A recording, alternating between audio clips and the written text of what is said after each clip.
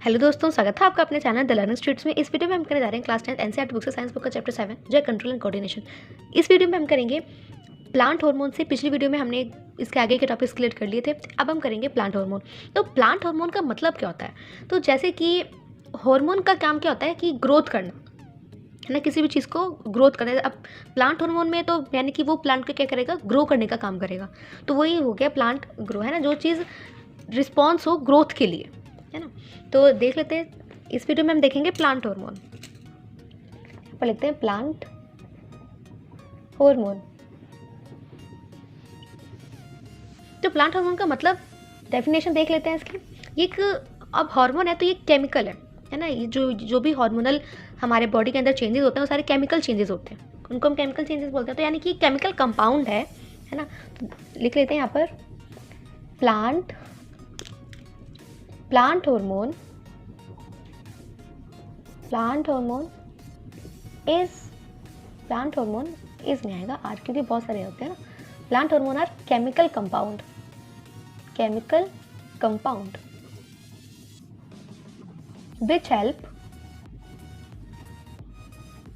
which help to coordinate growth, है ना। Growth और डेवलपमेंट के लिए भी, ग्रोथ डेवलपमेंट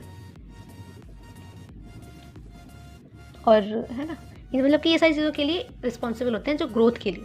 तो वो हार्मोन, प्लांट हार्मोन इसको कहते हैं। तो अब प्लांट हार्मोन भी ना कुछ टाइप के होते हैं, अलग अलग चीज़ों के लिए अलग अलग हार्मोन डिपेंड है। यानी कि उसको, जैसे कि एक हार्मोन है उसके ऊपर रिस्पॉन्सिबिलिटी है कि वो दूसरे ये इस चीज़ को ग्रो करेगा। फिर दूसरा हार्मोन है, उसकी रिस्पॉन्सिबिलिटी दे रखी है। यानी कि अलग अलग हार्मोन की अलग अलग रिस्पॉन्सिबिलिटीज़ हैं। तो वो देख लेते हैं। तो इसके अंदर ना एक ग्रोथ करते हैं, यानी कि जो ग्रोथ को आगे, यानी कि जैसे कि एक छोटा सा प्लांट है वो आगे बढ़ रहा है, तो वो कहाँ तक जाएगा आगे उस चीज़ को, और फिर वो एक ग्रोथ थी। और दूसरी ग्रोथ ये है कि उसकी जो ग्रोथ है वो कहाँ पर जाकर रुकेगी। यानी कि वैसा तो है नहीं कि बढ़ती जाएगी अब इतना ज़्यादा बढ़ जाएगी कि वो आसमान छू रही है ना। तो इतना भी हो जाएगा तो फिर कैसे बात बनेगी, है ना। उस पर फल लगेंगे तो हम तोड़ भी नहीं पाएंगे, इतना ऊंचा हो जाएगा। तो इसीलिए आप उस चीज़ को कुछ रोकने के लिए भी होती है कि यानी कि ज़्यादा ग्रोथ ना हो जाए, जिसकी जितनी ग्रोथ है उतने में ही रहे, उस चीज़ को रोकने के लिए भी कुछ हॉर्मोन्स होते हैं। तो देख लेते हैं जो ग्रोथ प्रोमोटर्स हैं, है ना। यहाँ पर देखते हैं ग्रोथ प्रोमोटर्स जो हमारे हैं हॉर्मोन्स, ग्रोथ प्रोमोटर्स वाले। तो इसके अंदर जैसे कि पहला है ऑक्सिन। ऑक्सिन एक हार्मोन है प्लांट के अंदर, है ना। तो ये क्या करता है ना कि ये हेल्प करता है, जैसे कि जो इलोंगेशन है सेल की, ये उसके अंदर काम आता है ना, हेल्प करता है, सेल इलोंगेशन में काम आता है ऑक्सिन। तो ये जैसे कि अभी मैं इसका एग्जांपल देती हूँ। जैसे कि ये प्लांट है, छोटा सा मान लेते हैं, ये प्लांट है। जैसे ये प्लांट है नहीं, लेकिन एक प्लांट मान लेते हैं इसको। और फिर यहाँ पर ना कुछ ये हमारे हार्मोन है ऑक्सिन, है। फिर अब ये प्लांट सीधा है बिल्कुल, मतलब ऐसे ग्रो कर रहा है, क्योंकि यहाँ पर है इसके सनलाइट, ये है हमारा सन, और यहाँ से सनलाइट आ रही है। फिर उसके बाद एक प्लांट यहाँ ये भी है, जहाँ पे हमारा सन यहाँ है, और ये कुछ इस तरीके से। अभी वाला एग्जाम्पल, इसको देखकर आपको एक एग्जाम्पल याद आ रहा होगा जो हमने देखा था कि एक हाउस है ना, ये मान लेते हैं हाउस है। इसके अंदर ये बिल्कुल पैक है, इसके अंदर कहीं से भी एक भी रोशनी आने की जगह नहीं, यानी कि एक बिल्कुल भी लाइट नहीं आ सकती इस रूम के अंदर।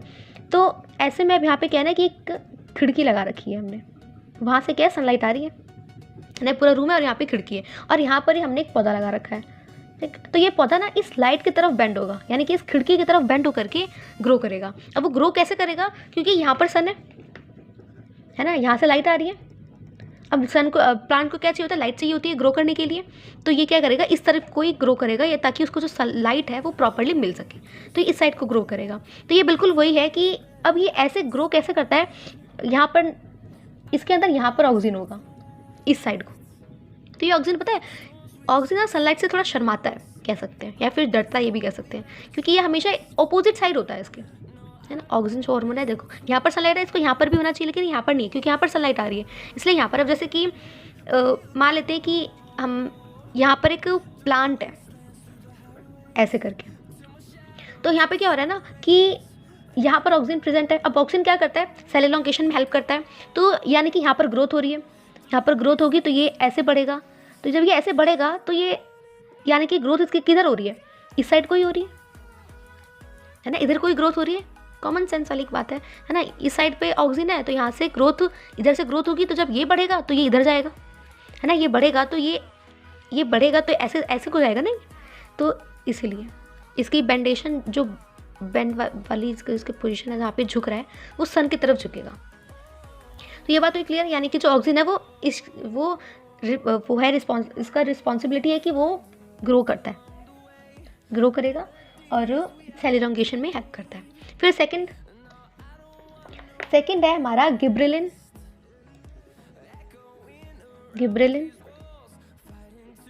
अब गिबरेलिन का काम क्या होता है कि ये हेल्प करता है कि जो स्टेम होती है हमारे प्लांट की, उसको ग्रो करने में हेल्प करता है ना। तो यहाँ पर लिख सकते हैं help in the growth of stem.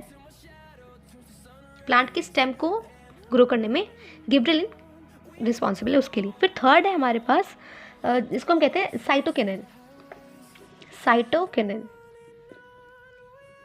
अब साइटोकिनिन का काम क्या है कि ये जो सेल डिवीजन में काम आता है। साइटोकिनिन हेल्प करता है सेल डिवीजन, यानी कि जो सेल डिवीजन होते हैं हमारे प्लांट्स के अंदर, सेल डिवीजन होती है ना। प्लांट्स के अंदर ही होती है सेल डिवीजन हम सेल प्लांट्स के लिए यूज़ करते हैं वर्ड। तो सेल डिवीजन प्लांट्स के अंदर होती है, तो उसके लिए हेल्प करता है ये साइटोकिनिन। यानी कि यहाँ पर हम लिख सकते हैं promotes cell division. Cell divide होगा तभी तो और भी सेल्स बनेंगे, है ना। Promotes cell division. तो ये हो गया। अब दूसरा, तो ये तो था हमारा ग्रोथ के प्रोमोटर्स। अब दूसरे जो है हमारे, जो इसको रोकते हैं, ग्रोथ को जो रोकते हैं, तो उनको हम कहते हैं ग्रोथ इनहिबिटर्स। है ना। तो अब ये कौन कौन से होते हैं, तो पहला तो है इसके अंदर, पहला होगा एब्सिसिक एसिड, है ना। एब्सिसिक एसिड ये रिस्पॉन्सिबल है जो ग्रोथ को, यानी कि जो ग्रोथ है वो बिल्कुल कंटिन्यूसली होती जा रही है, ऐसा नहीं। यानी कि वो जो प्लांट है उसको जितने अकॉर्डिंग उसके, जैसे कि एक बनियान ट्री है वो बहुत लंबा होता है, तो उसको, तो वो लंबा हो गई, है ना। लंबा है तो वो लंबा होगा। लेकिन अब मान लेते हैं कि छोटा सा एलोवेरा है, एलोवेरा पत्ता छोटा होता है ना, तो छोटा ही होगा, तो यानी कि उस ग्रोथ को वहाँ तक रोकने के लिए वो काम आता है। एब्सिसिक एसिड उसके लिए रिस्पॉन्सिबल है कि वो ग्रोथ रुक जाए वहाँ पे, है ना।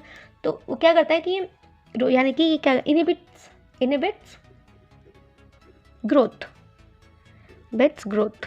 ये ग्रोथ को रोकने का, यानी कि ज़्यादा और जितना हमें चाहिए उससे ज़्यादा ग्रोथ ना हो जाए, इसलिए ये एब्सिसिक एसिड होता है। फिर दूसरा है इसके अंदर,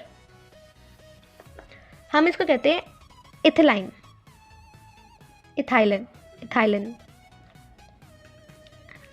कहते हैं इसको। तो ये क्या करता है, जैसे कि जो पत्तियाँ होती हैं हमारी पेड़ की, है ना, वो जब झड़ने लग, मतलब उसका जब झड़ने का काम आता है, तो ये क्या करता है कि जो पत्तियाँ सूख चुकी हैं उनको ये हटाने का काम करता है, यानी कि हट जा, अब तुम्हारा काम नहीं, तुम यहाँ से हटो, हम दूसरे लाएंगे। तो ये काम एथिलीन का है। यानी कि क्या करता है कि विटलिंग ऑफ लीव्स, है ना, कॉज विल्टिंग ऑफ लीव्स।